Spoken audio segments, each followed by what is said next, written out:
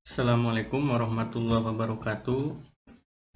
Pada kesempatan kali ini, kita akan belajar mengenai ukuran penyebaran data tunggal. Ini kelanjutan dari ukuran pemusatan data tunggal dan data kelompok.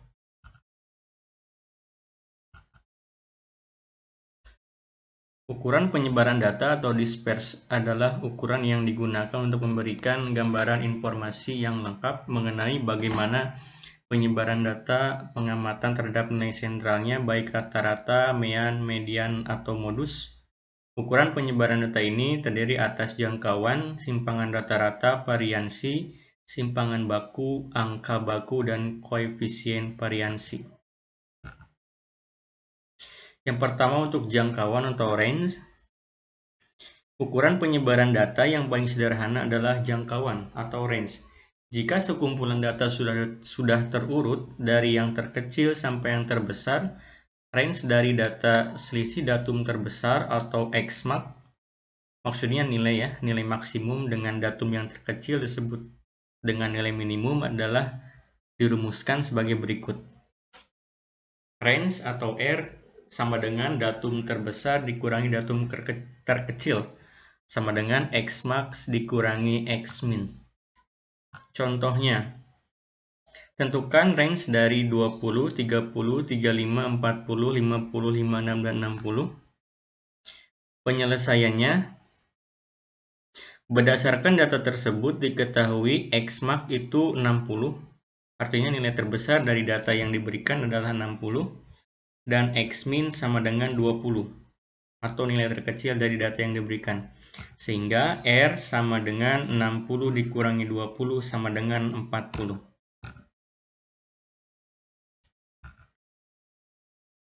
Kemudian simpangan rata-rata.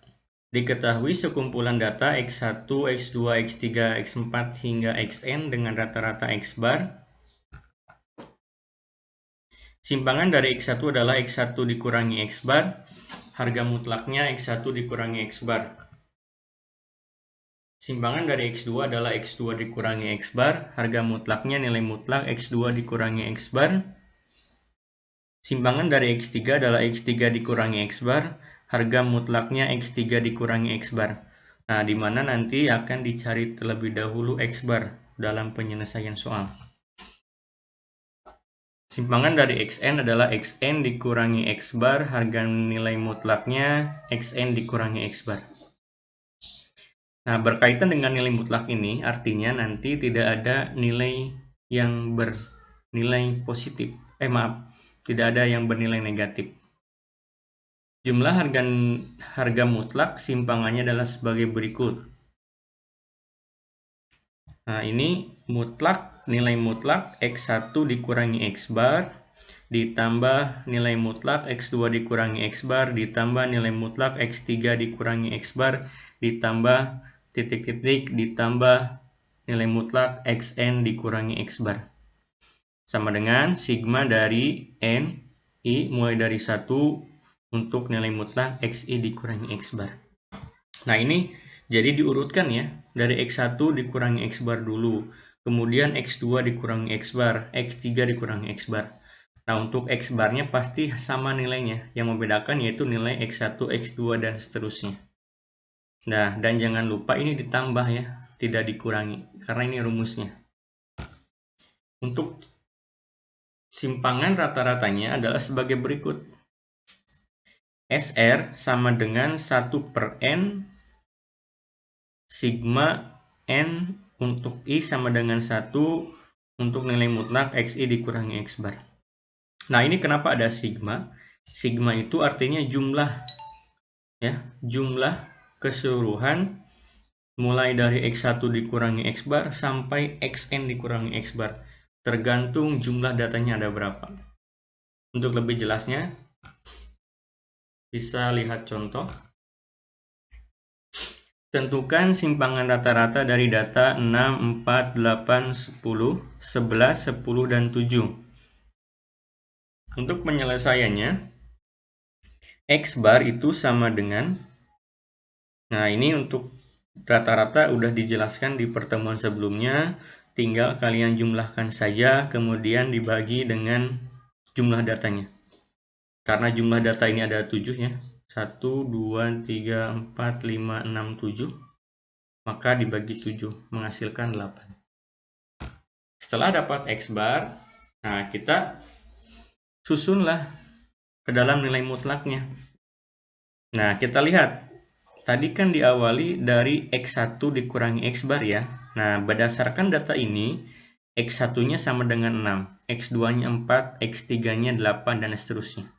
Maka, untuk yang pertama yaitu nilai mutlak 6 dikurangi 8. 6-nya itu X1, 8-nya adalah X bar.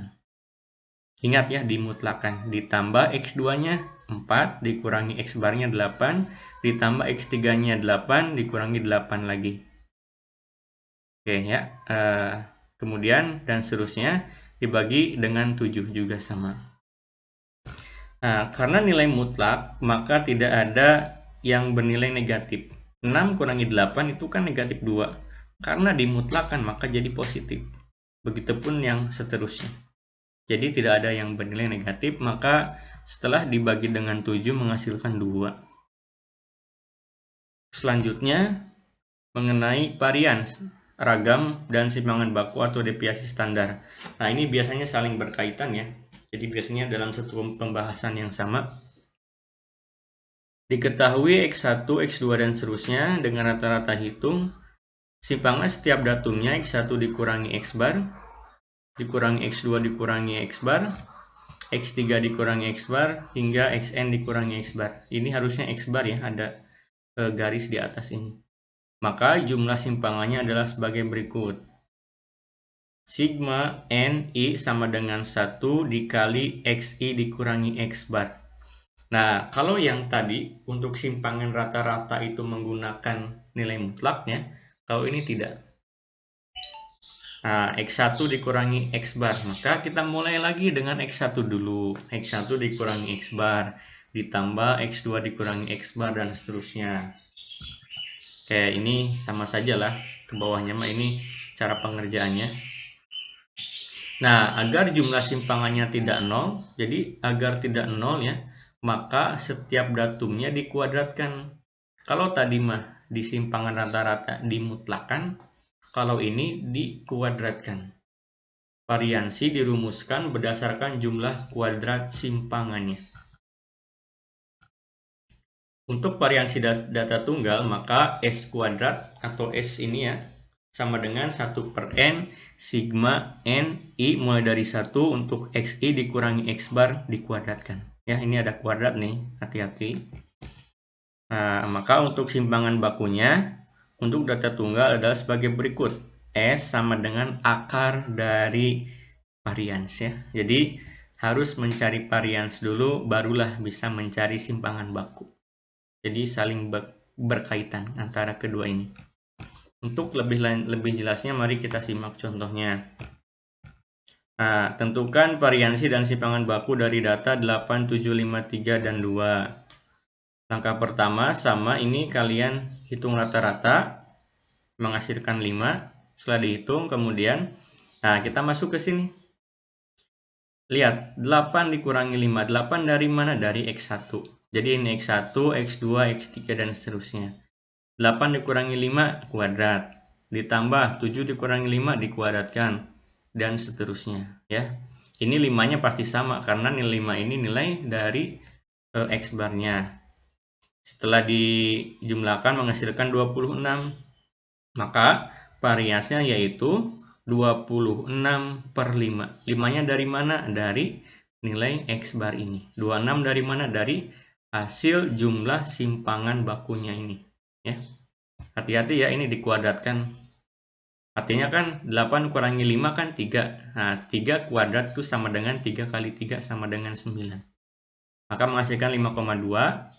Untuk simpangan bakunya, karena tadi ada akar, maka tinggal kalian akarkan saja. Akar 5,2 sama dengan 2,28. Untuk akar ini silakan menggunakan kalkulator ya, biar lebih mudah.